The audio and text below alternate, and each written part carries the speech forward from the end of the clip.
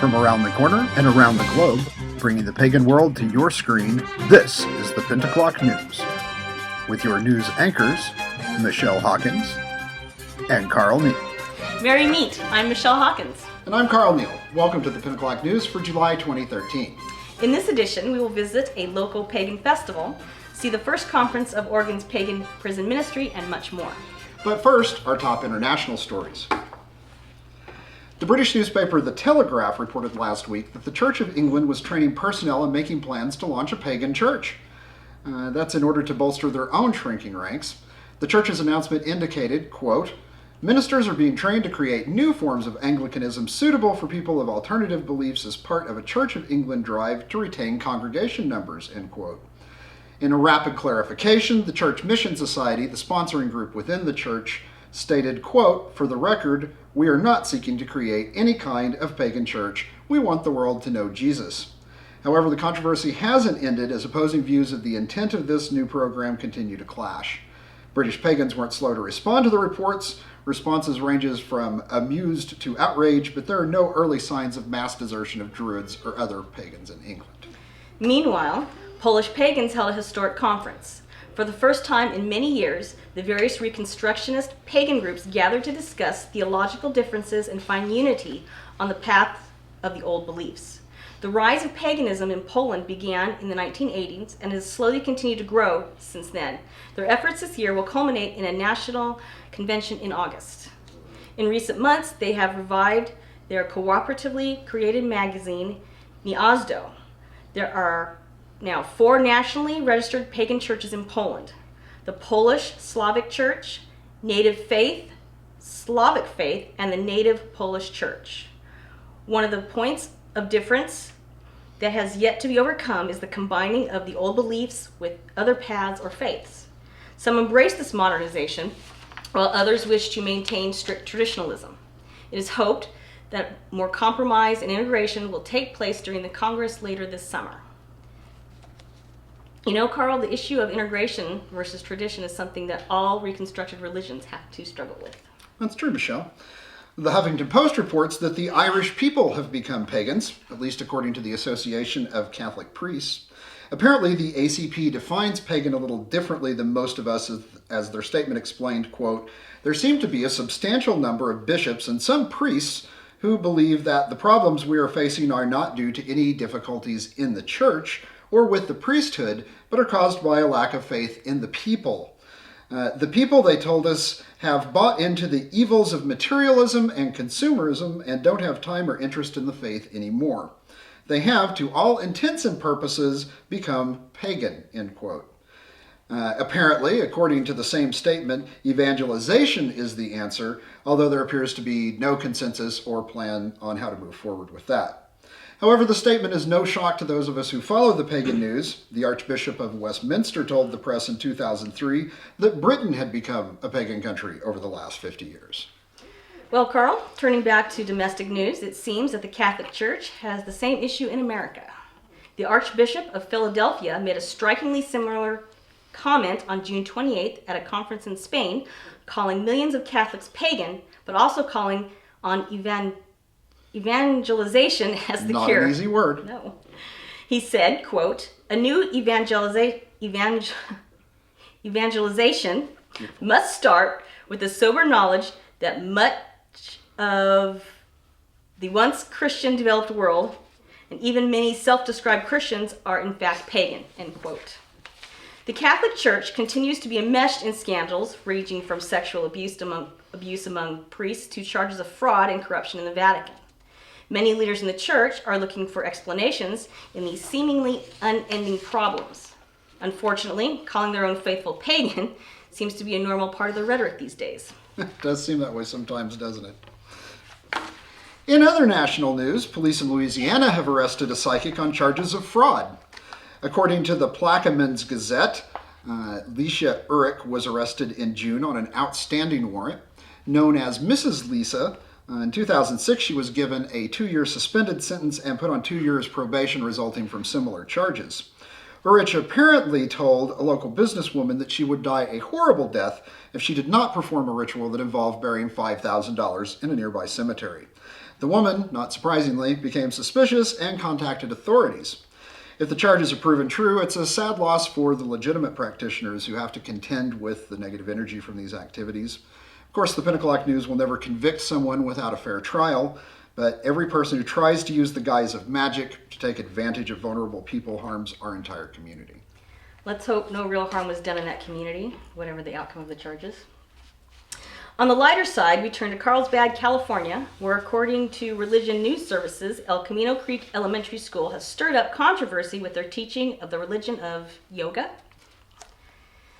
This was the claim of a lawsuit filed by the National Center for Law and Policy, a right-leaning nonprofit organization. In an effort to accommodate the parents in the school system who felt that the optional class included religious components, any element that could be interpreted as religious was removed, including chanting or placing of hands in prayer position. The lawsuit persisted, however, as some children felt they were being teased for opting out of class.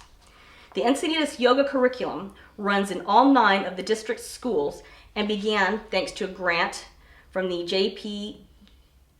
Joyce Foundation, whose goal is to help children around the country attain better health. On July 1st, San Diego Superior Court Judge John Meyer ruled that teaching yoga is not teaching religion.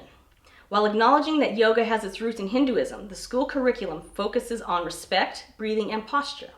Judge Meyer ruled, quote, "There's nothing religious about that," end quote. Thankfully, reason won its day in court in San Diego. Finally, on the national front, the annual Pagan Spirit Gathering took place at the Stonehouse Farm in northern Illinois during the weekend of the summer solstice. Although preliminary estimates indicate a record-breaking crowd of over 1,000 pagan campers attended, an unusually high percentage were first-time attendees. Controversy last year over inclusiveness of transgendered women, nearly identical to the same type of controversy that struck PantheaCon 2012, may have played a role in the shift of attendees. That same weekend saw a similar gathering in Northwest Oregon, although on a much more modest scale. Our own Carl Neal was invited to come to the festival and speak with some of the attendees. So let's go to Sunfest 2013. Carl? I'm here in Vernonia, Oregon today, where we've been given very unusual access to take a look inside Sunfest 2013, a really well-known, well-established summer solstice festival here in Northwest Oregon. It's unusual that a camera is allowed to go inside, but we've been granted this special access. So here we go.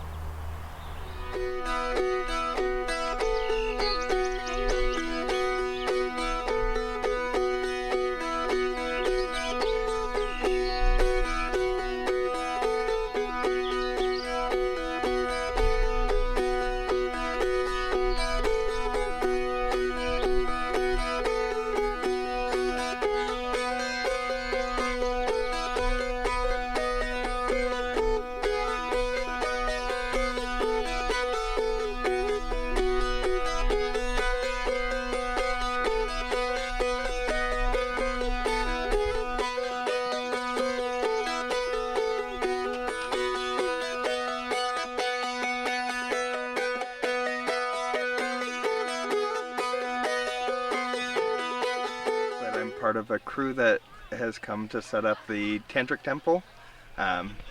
We're the Yurt crew, and I enjoy this type of event, meeting new people, learning new things, taking the classes, and experiencing what different people's opinions have to offer.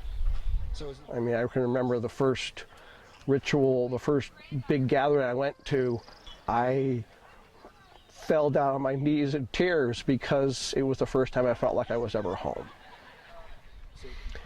Because it's a getting back to a connection with others and reminding me of my focus with deity and with spirit.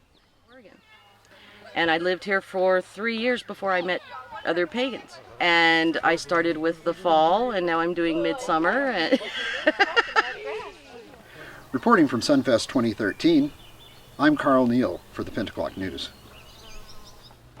That was great. Did you have fun? Yeah, it was a terrific time. There were lots of wonderful people. It was an amazing venue, and can't wait for next year. Ought to be great. Now, while I was at Sunfest, Michael of the Finnan group took everybody who was interested out on a tour of the trails. He pointed out many of the special places on the trails around the Finnan Festival grounds. And here's a sample of some of the amazing sights that are at that venue. So, imagining this as an ancestor shrine and having masks of the grandmothers and the great-grandmothers and the animal spirits and the elementals and so forth on these 4 trees, because they seem to have a presence of being standing together like this. So this area is this site of a future shrine on this trail. Have a catchment pond west of this line right here. So the trail that we're going down on right now will actually be raised 5 to 8 feet to link Alder Junction with this junction here. And so this area right in here will be filled with our catchment pond and part of our water purification system. And we're also intending to have, from that source, have the water, which is now seasonal running down the ravine, actually become a closed pumpable system so that we can maintain a live water culture and have natural sand pit filtration for the water. This variety is called Prince Agaricus, and it's considered to be among the best. Please do not misidentify. It looks very much like the poisonous Amanita. We're almost 2 sets of risers a la Quidditch from Harry Potter, ringing about 2/3 the way around this circle, facing the stage space. And this raised area right there, that's for our poets to regale us with their silver tongues. You can see an extended version of the Sunfest interviews and the Finnan tour on episode 7 of Magic Moment. Now we turn to a very exciting story about a groundbreaking program here in Oregon. On June 24th, the Unitarian Universalist Church in Eugene played host to the first conference of pagan prison ministry workers here in Oregon. Many of these incredible volunteers met one another for the first time that evening, and the Pent O'Clock News was there. I do 2 prisons at this point. I do Deer Ridge out in Madras, and I do OSCI, and I haven't missed a single one except the one I got hit by a truck. I served 20 years at Oregon State Penitentiary for being a damn fool. Believe me, you people look like, to us who are in prison, you look like angels coming in. I mean, bright, shining souls. I'm a pagan volunteer at Oregon State Penitentiary, the maximum security prison. From 2008 until present, I've been doing the Wiccan circle. I've increased that to twice a month, and I'm also twice a month in Santiam Correctional with the Wiccan circle in a minimum security prison, which is a very, very different experience from OSP. And just now, we're starting a Satru Kindred at OSP, and this last Saturday we had our first bloat and stumble, and I'm going to be doing that twice a month as well. Then when in 2012 I had received some sort of a spiritual awakening that, if not me, who? And if not now, when? In January of 2012, I began volunteering at Coffee Creek, which is in the medium security side, and it's the only women's prison in Oregon.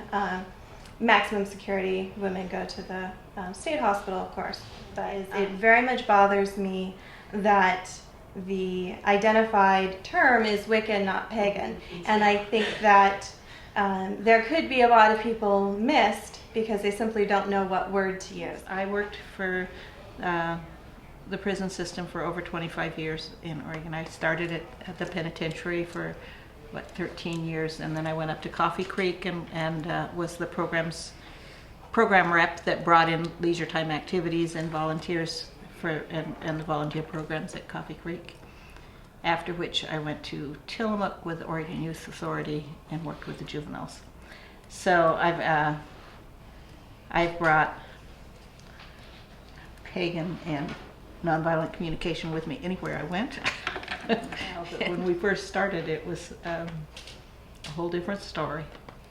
Ellen asked me to come teach a chant workshop at the prison, and that's something I really enjoy doing. Chanting is one of my favorite things to teach, and so I went, And I was very nervous. And one of the men came up to me and put his hand right on my arm, and he said, "I have a message for you." And I said, "Oh?" And he says, "Be fearless."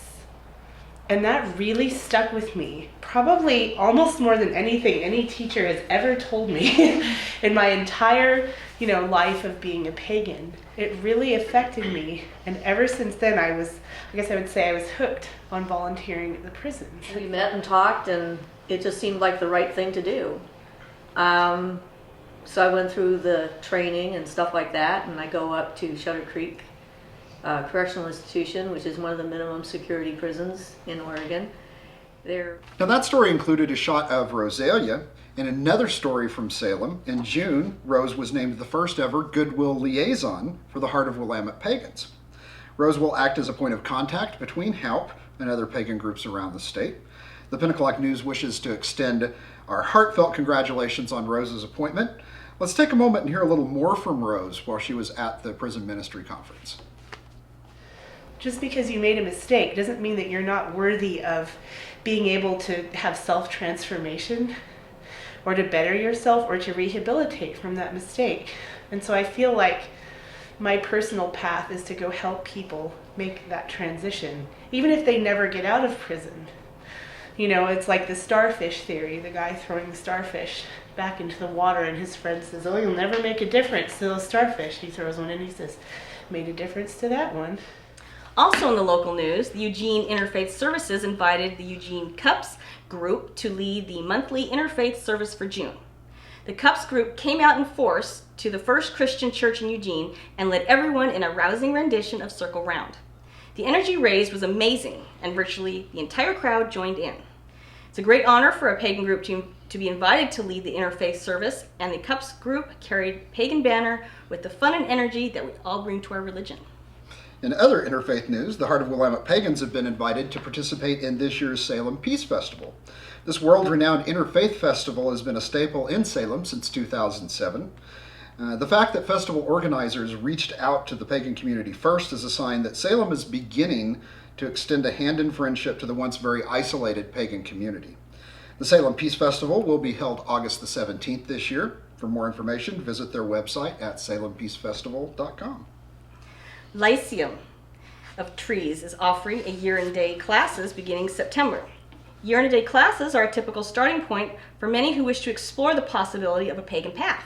These are primary classes and don't promise that anyone will be initiated, but is a great way to gain basic grounding in pagan practices. Contact Lyceum of Trees for more information. Classes begin September 14th in Salem and September 28th in Portland. That's great. Now, if you're looking for a coven in the Salem area, Navarre D. Knight announced recently that his Blue Sword Coven was accepting petitions to join this traditional witchcraft coven. I spoke with Navarre about this. Right now I'm forming a new coven the last 2 years, and it's called the Blue Sword Coven. And right now I have 2 elders that I'm currently training. And after that, then we're going to open it up to people that are interested in becoming initiates or finding out information about the coven itself. I've been writing the bylaws now for months, just the bylaws itself. By the bylaws, I mean like the rules of the coven, how to treat everybody fairly, but yet have a system where if something doesn't work out for the coven or individual member, there's a process that we go through to either get them on track, or if they don't feel comfortable with the coven or the coven doesn't feel comfortable with them, because you know as well as I do that we're a different religion. We don't go out, we don't proselytize, we don't recruit, so we're selective in our members because you have to have that perfect balance. So the bylaws have to be really, really just, real fair, but not so complex that they want to scare a prospective pagan or prospective witch away with those. We're looking for somebody that obviously wants to be in a training coven, because that will have new members. People that are interested in nature-based healing, coven members that can bring even gifts themselves. Maybe they have a certain experience or knowledge that they want to bring in, or they've been a pagan or a witch for quite a long while. That experience that'd be great to absorb, but also the beginner as well. We're looking for somebody that's open-minded to having traditional rituals and mindsets, but also be willing to know that the religion and the spirituality also evolves. You know, every religion, every spirituality with time, I believe, should evolve. So although we have a ritual sound foundation, or traditional, I should say, people aren't afraid of the change and the evolution, whether it be slower or faster paced than what they're used to. Another thing with covens is it has to be a happy blend with everybody, because in order for a coven to work its magic and work its tradition, you have to have a perfect balance, and that's the reason for the initiation process and the ritual process to take work. That way everybody blends cohesively. You can see much more of my interview with Navarre in episode 9 of Magic Moment, which will be available starting on July 23rd. July will see several other events of interest to the pagan community in Oregon. The Pagan Family Picnic will be held in Portland on Sunday, July 21st. This is a free event open to everyone. And although it isn't a pagan event, Sea Dog Nights and Gypsy Carnival in Lebanon is touted to be a fun-filled, very pagan-friendly camping event. Sea Dog Nights runs from July 17th through the 22nd. Here's our community calendar with more information on these and other events.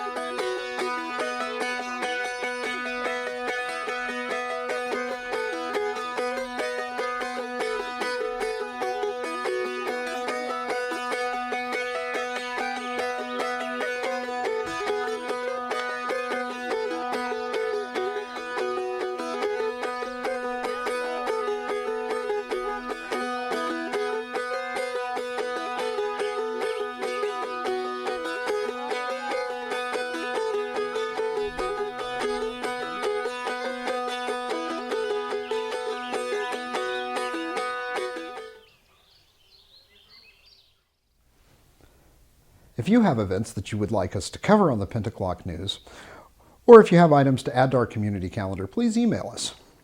Before we wrap up the show for the month, I want to talk for just a few minutes about something that I consider very important. Now, I've been a part of the pagan community for many decades, and there is an attitude that has existed for as long as I've been a pagan, possibly even longer, that bothers me and I think impedes us as a community.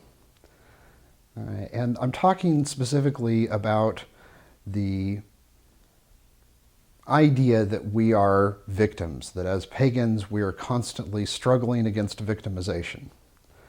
Now, I am the first to admit that there are times when we may lose promotions, not get jobs, be hurt in custody battles, even be hurt in criminal court simply because we're pagans.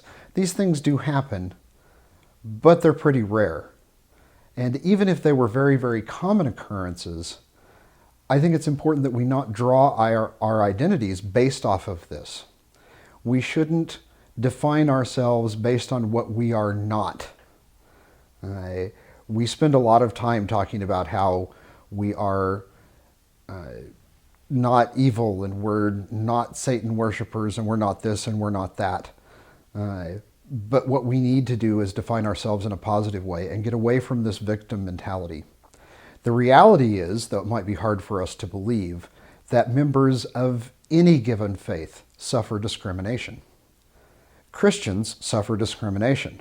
Not nearly as widespread discrimination as some on the right would certainly have us believe. But every member of every group, every subculture at some point suffers some form of discrimination. Is it worse for us than other groups? Maybe so. Certainly there are those who have suffered far worse than we have. Definitely within the last 40 years, that's absolutely true. But even if it weren't true, even if we were truly an oppressed group, it comes back to us. We're the workers of energy. We're the workers of magic. We understand how these things work, but yet we don't always apply those lessons in our everyday lives. We know that negativity breeds negativity. If we define ourselves in a negative way by what we are not, or by how we are mistreated by people, that will be the perception that we give. That will be the energy that we show to others. I think it's up to us, every one of us as an individual and all of us as a group as well, to start defining ourselves in a positive way. To define ourselves in a way that shows who we are rather than who we aren't. And to define ourselves in a way that shows that we're empowered. We're not powerless. We may be discriminated against, but in the end, we lead the lives that we want to lead. We worship the way that we want to worship. That's really not a bad deal. There are plenty of people in lots of parts of the world who cannot do that, who literally fear for their lives because of their beliefs. And while pagans may occasionally suffer physical trauma because we're true to who we are, it doesn't compare to some suffering that goes on in the world. And there are a lot of people who would truly appreciate the level of religious freedom that we enjoy. So let's not forget those positive aspects and that positive energy. And keep in mind that what we have is really pretty special. It may not always be as smooth and as wonderful as we would like, but we're a good and positive people, and we need to define ourselves that way. Thank you so much for watching. That's it for the Pent O'Clock News this month. We hope you've enjoyed the show, and thank you for watching. Absolutely, Michelle. If you have enjoyed the show, we'd love to hear from you. We'd love for this to become a regular monthly program for our community, but we do need to hear from you. It's only with feedback and participation from the community that a project like the Pent O'Clock News can succeed. Thank you for joining us, and we hope to see you again next month.